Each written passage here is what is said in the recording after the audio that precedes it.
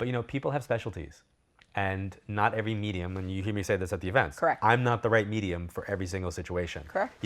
Some people need a little bit more of a delicate instrument, and that's not me. We know that's not me.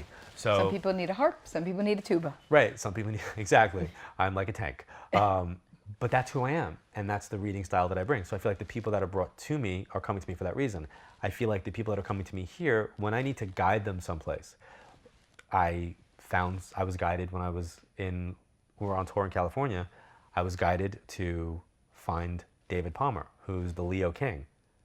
Brand new astrologer that he's been doing this for a long time. Yep. Young guy. You guys can check him out, the Leo King. I've tweeted out some of his stuff. Every single day he does a YouTube video. Welcome to your inspirational astrology horoscope for the weekend of February 28th, March 1st, March 2nd, 2014. Are you living in that higher self, that fantasy self, that true spiritual self, or are you lost in reality? I really resonate with him. I think this kid is awesome.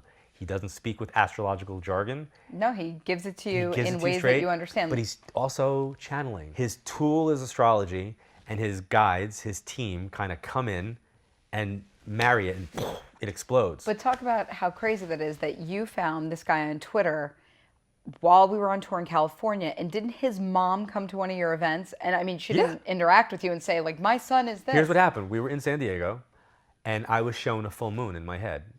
So I went online, and I put in, is there a full moon? And the first thing that popped up was the Leo King assessing the full moon. I clicked on it, I watched it, and it was like, I need to talk to him. Within 2 seconds of following him, he followed me back on Twitter. I then direct messaged him and said, I really resonate with your message. He then said, that's really cool. I've been a fan for years. My mom was just at your event. I said, can we talk? Here's my phone number. And 5 minutes after that, he and I are having a dialogue. How funny. All because I refused to embrace Twitter, and look what happens. See what happens when you embrace social media. But it was really cool. And as a result of doing that, I've been tweeting out his stuff. And he's got a great message. But as I might have a great message, and Shar might have a great message, and Maggie's got a message, it's how we're hearing that message and when the right time is. And we all here collectively come up with the quote of the day. And every day on Facebook, there's a quote of the day. We put it on Twitter. Leah's involved. You're involved. I'm connected. And what winds up happening? On the day that quote goes up there, you'll see people respond to it.